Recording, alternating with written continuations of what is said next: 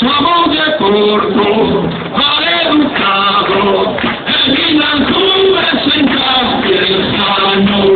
este no tiene